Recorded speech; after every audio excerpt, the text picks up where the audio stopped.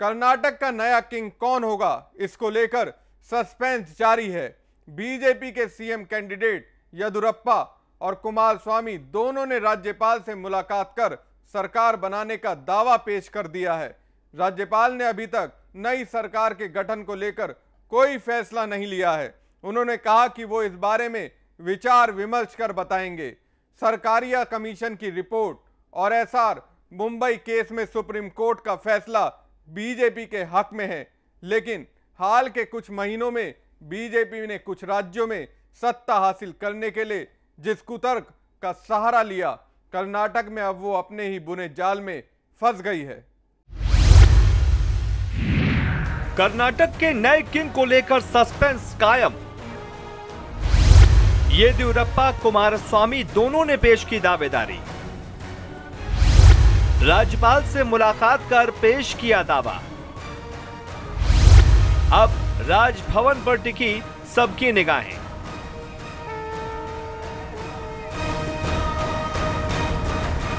Suspense, thrill, drama. Karnataka में चुनाव खत्म हुए तो सत्ता को लेकर बीजेपी और कांग्रेस जेडीएस के बीच सियासी ड्रामा शुरू हो गया। विधानसभा चुनाव में किसी एक राजनीतिक दल को स्पष्ट बहुमत नहीं मिला।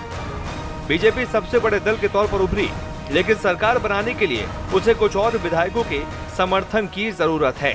फिर भी उसने आनन फानन में सरकार बनाने का दावा पेश कर दिया। वहीं कांग्रेस इस चुनाव में दूसरे नंबर पर रही। उसने शहमाद की इस राजनीति में बीजेपी को पटखनी देने के लिए तीसरे नंबर की पार्टी जेडीएस को समर्थन देने का ऐलान कर दिया।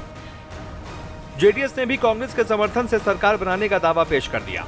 अब ऐसी स्थिति में सबकी नजरें राजभवन पर टिकी है, क्योंकि इस मामले में सरकार बनाने के लिए सुप्रीम कोर्ट का एसआर बोम्मई केस बेहद अहम हो जाता है। एसआर बोम्मई केस में आए फैसले के मुताबिक किसी भी पार्टी को पूर्ण बहुमत नहीं मिलने की स्थिति में गवर्नर उस दल के नेता को सबसे पहले सरकार बनाने के लिए बुलाएंगे जिसके पास सबसे ज्यादा संख्या बल है। हालांकि संख्या देखने के लिए दो तरीके हैं। पहला, क्या सरकार बनाने का दावा करने वाला दल सबसे बड़ी पार्टी के तौर पर चुनकर आया है।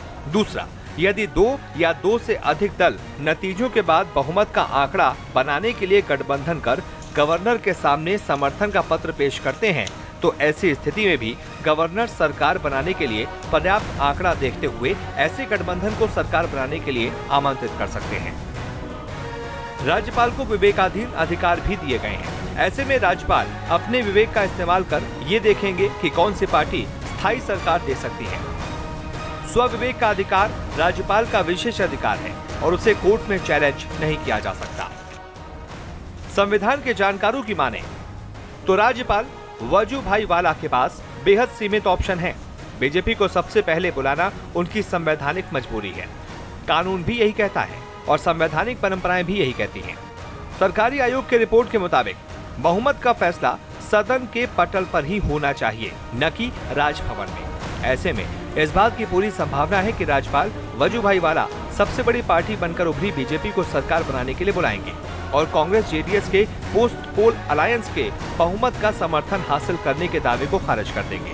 हाँ, अगर येदियुरप्पा सरकार सदन में बहुमत साबित करने में फेल रही, तभी कुमारस्वामी के दावे पर गौर किया जाएगा। हालांकि इस बारे में अंतिम निर्णय राज्यपाल को लेना है, इसलिए इस बारे में अभी किसी भी नतीजे पर पहुंचना सही नहीं होगा। फिर भी 99% संभावना इस बात की है कि अगले 2-3 दिन में कर्नाटक में येदियुरप्पा के नेतृत्व में नई सरकार बनेगी। इसके बाद विपक्ष कुछ दिनों तक हो हल्ला मचाएगा, बीजेपी पर लोकतंत्र की हत्या का आरोप लगाएगा, फिर धीरे धीरे सब शांत हो जाएगा। हाँ, इस हंगामे के चलते एक चीज और हो सकती है। राज्यपाल नई सरकार को बहुमत साबित करने के लिए 15 दिन या 10 दिन का समय नहीं देकर 5 से 7 दिन का ही समय दे सकते हैं। ब्यूरो रिपोर्ट, समाचार प्लस।